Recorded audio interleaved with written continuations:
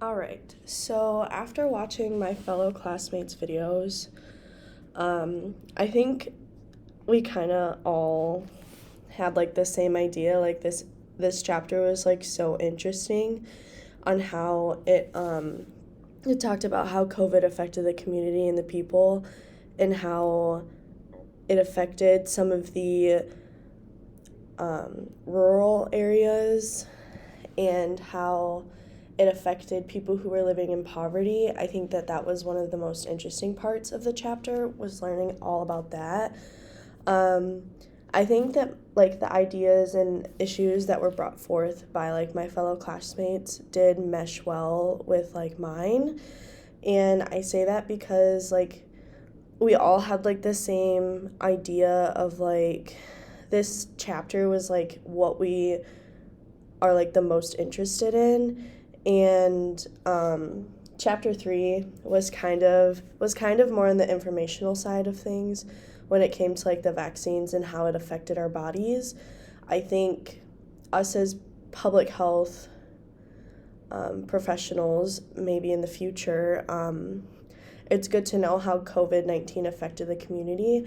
And of course, for some of us who did live through COVID during college, we know how it affected our college community, and we also know how it affected our loved ones too.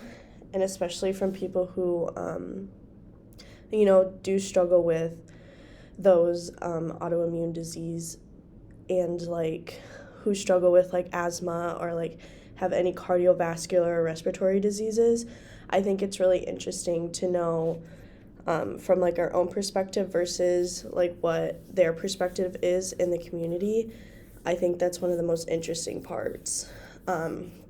Just like going off of some of my classmates, they're saying how we knew how it affected, but we didn't know how hard it affected them. And I think that's one of the most important parts of any like pandemic, is like if you think about like the 1918 influenza pandemic and how that affected people back then in 1918, how hard it was for them to even be able to have the access that we have now to medical information.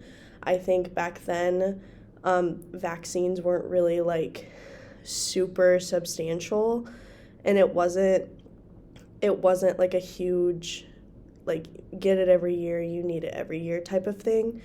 And I think seeing it from what it was like from them to what we were dealing with in 2019 with COVID-19 in 2020, I think even though we do have like the medical technology for it, the media and like the mistrust information that we would get about vaccines, especially when it came to like, oh, there's going to be a tracker chip in it or anything like that, I think kind of shows the difference between the two